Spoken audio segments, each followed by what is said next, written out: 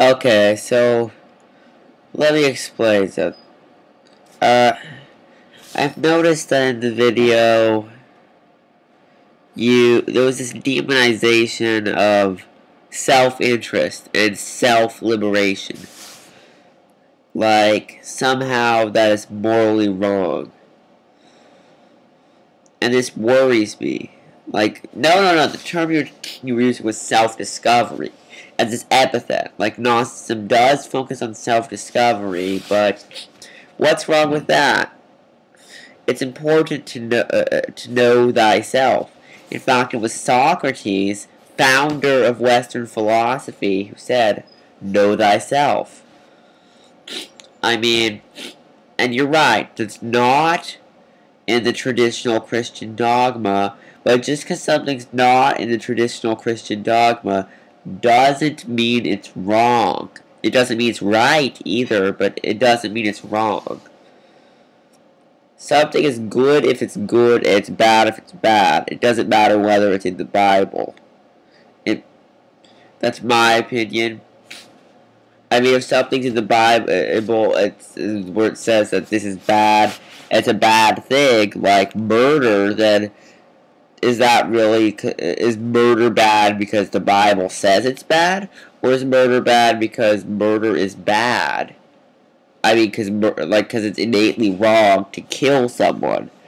I'd argue that it's definitely the latter.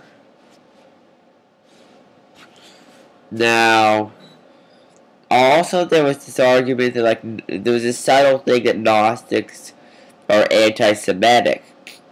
Gnostics aren't anti-Semitic, though.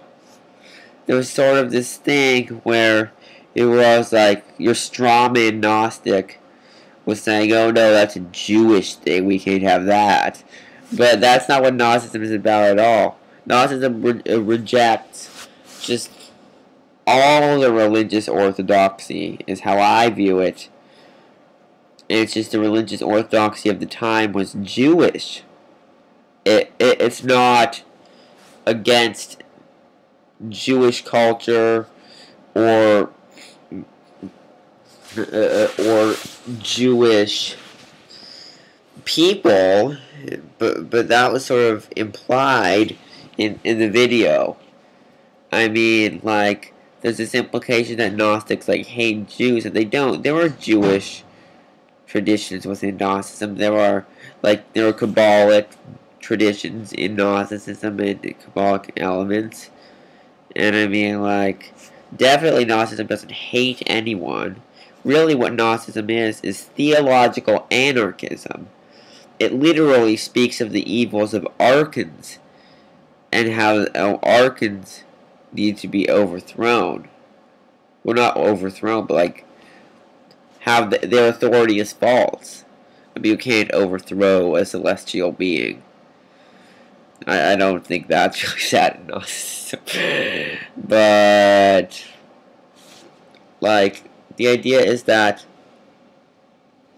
absolute power corrupts absolutely, and what's more absolute than the power of a god?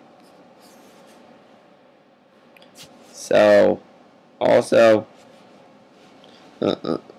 Gnostics do believe that humans are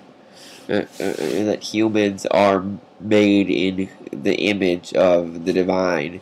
But unlike you, Gnostics don't mean that don't interpret that as meaning God is a giant human in the sky and he's gonna come down to earth and save us all. And also point out Gnosticism isn't about redemption. It's about accepting yourself as you are, and I'm like, what's wrong with accepting yourself as you are? I think it's a virtue to be able to accept yourself as you are, and not at all a sin. Okay, thanks, bye.